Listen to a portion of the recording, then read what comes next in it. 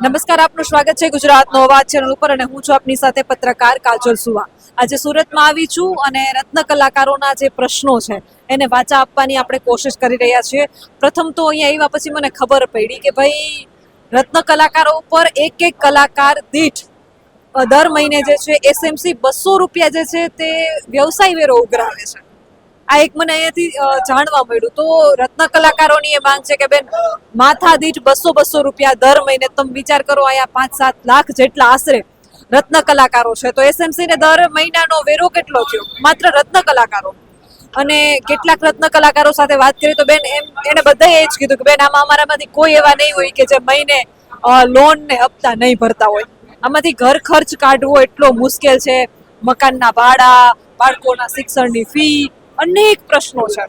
ત્યારે અહીંયા આવ્યા પછી આ કામ કેટલું ઝીણવટ ભર્યું છે એ પણ જોયું. કેમેરામેનને વિનંતી કરું કે આ બતાવવામાં આવે કે આ ડાયમંડનું જે કામ છે એ કેટલું ઝીણવટ ભર્યું કામ તમે જોઈ શકો છો. અહીંયા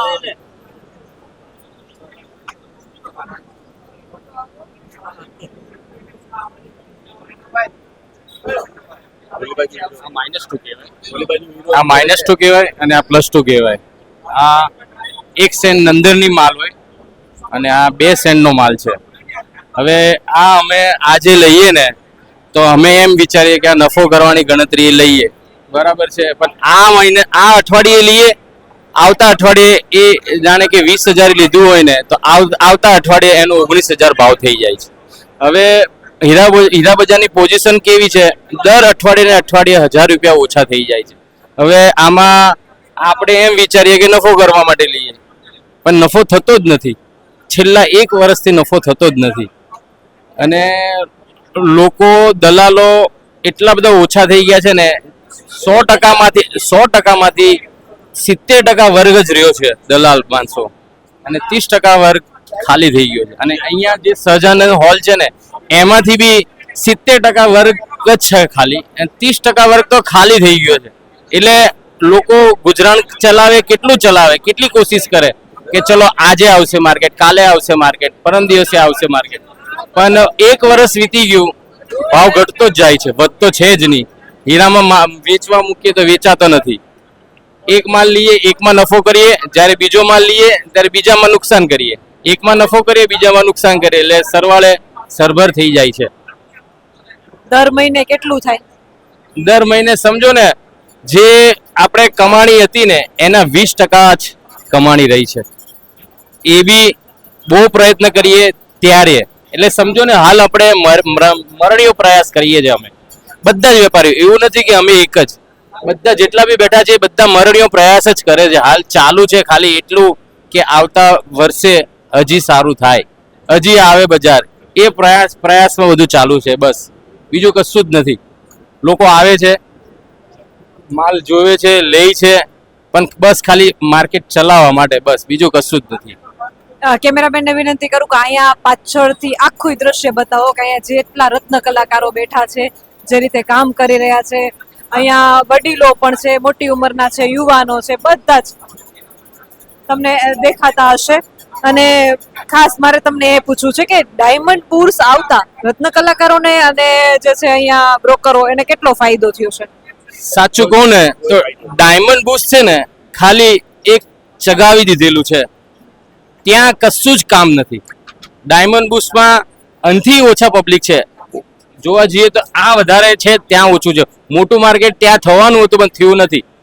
2-4 વેપારીઓ ગયા છે અને એ લોકો મજબૂર કરે છે કે અહીંયાથી તમે ત્યાં આવો, ત્યાં આવો. પણ માર્કેટ અહીંયા જ નથી ચાલતું તો ત્યાં ક્યાંથી ચાલવાનું? મેન્ટેનન્સ વધારે, ભાડા વધારે. તમે અહીંયા ભાડું અમે 20,000 ભરતા હોઈએ ને તો ત્યાં 50,000 ભાડું ભરવું પડે. હવે જો અહીંયા 20,000 જ પૂરું ના થતું હોય તો ત્યાં 50,000 ભાડું ક્યાંથી પૂરું થવાનું? અને ત્યાંથી અહીંયાનો જવાનો ખર્ચો, અહીંયા તો ઠીક છે ઘરથી નજીક છીએ, ત્યાં બહુ દૂર પડે. અને હર્ષ સંઘવી એમ કહે છે અહીંયા આવી જાઓ, અહીંયા આવી જાઓ. મોટા વેપારીઓને લઈ ગયા. હવે અહીંયા અમે માલ વેચવા જઈએ ને તો બધા ત્યાં જવું પડે. હવે ત્યાંથી અહીંયા આવે, અહીંયાથી ત્યાં જઈએ, ખાલી બસ ખર્ચો જ થાય છે, બીજું કંઈ થતું નથી. અને માર્કેટમાં પોઝિશન એટલી ખરાબ છે કે ત્યાં શું જઈએ? એસડીપી જવાના લાયક જ નથી. અહીંયા જવાના લાયક નથી તો એસડીપી જવાના લાયક ક્યાંથી રહેવાના? માર્કેટની પોઝિશન બહુ ખરાબ છે. મને તો બધા જ રત્ન કલાકારો એવું કીધું કે બેન અમે લોનો ભરીએ છીએ, હપ્તા ભરીએ છીએ, તો તમે લોનો હપ્તા ભરો છો? નહીં, મારે તો ઘરનું મકાન છે, પણ હું મારી વાત નથી કરતો, પણ બધાને લોનો ચાલતી જ હોય છે, પણ લોકોને લોન ભરવાના બી પૈસા નથી. હવે કેમ ચાલે છે એ તો કુદરતને ખબર, પણ લોકોનું મારું કેવું એવું છે કે બહુ ખરાબ પરિસ્થિતિ છે. તમે મોટી ઉંમર છે, કેટલા વર્ષથી કામ કરો છો? 35 વર્ષથી હીરા બજારમાં છે.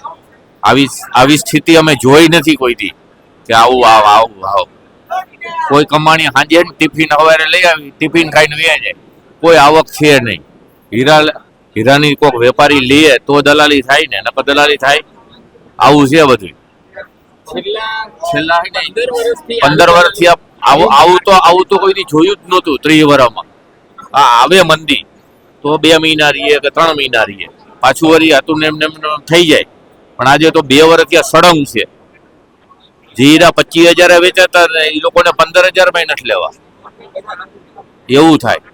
એટલે એસટીબી જાય ને એટલે 100 રૂપિયાનું તો રોજ પેટ્રોલ જોઈએ. અહીંથી 25 કિલોમીટર થાય, અને ન્યાય કઈ કમાણી નથી. 10 વેપારી હોય એમાં શું થાય? 5 વેપારી તો અહીંયા પાછા આવી ગયા એમ. અને આવું તો મતલબ ડાયમંડ બુર્સ થી કોઈ ફાયદો નથી થયો? કોઈ ફાયદો ડાયમંડ બુર્સ થી કોઈ ફાયદો નથી. અમુકની નુકસાની છે. વેપારી હોય કોઈ તો નાનો વેપારી લે તો મોટા વેપારીને માલ જમા કરાવે તો ઓલો લેવલ થાય ને એમ. એટલે નુકસાની છે ડાયમંડ બુર્સ કરીને. આપ જોઈ રહ્યા છો કે અહીંયા મોટી સંખ્યામાં રત્ન કલાકારો પોતાનું કામ કરી રહ્યા છે. એટલો ઘોંઘાટ છે અહીંયા. આખો દિવસ તમે મોબાઈલમાં આપણે સ્ક્રીન ટાઈમિંગ આપણો વધી જાય ને તો પણ આપણું માથું દુખે, આંખ બળે. તો તમે વિચાર કરો, આટલું ઝીણવટ ભર્યું, આટલું ઝીણું હીરાનું કામ એ લોકો કરી રહ્યા છે. કોઈ 30 વર્ષથી, કોઈ 15 વર્ષથી, અને અત્યારે એટલી મંદી ચાલી રહી છે. અને ડાયમંડ બુર્સ આવ્યા પછી કોઈ ફાયદો નથી થયો, રત્ન કલાકારો ખુદ કહી રહ્યા છે. આના વિશે તમારું શું કેવું છે? તમારા મંતવ્ય કમેન્ટ કરીને જરૂરથી જણાવજો. કેમેરામેન રાજ પરમાર સાથે હું પત્રકાર કાજલ સુવા. આપ જોઈ રહ્યા હતા ગુજરાતનો અવાજ, સુરતથી.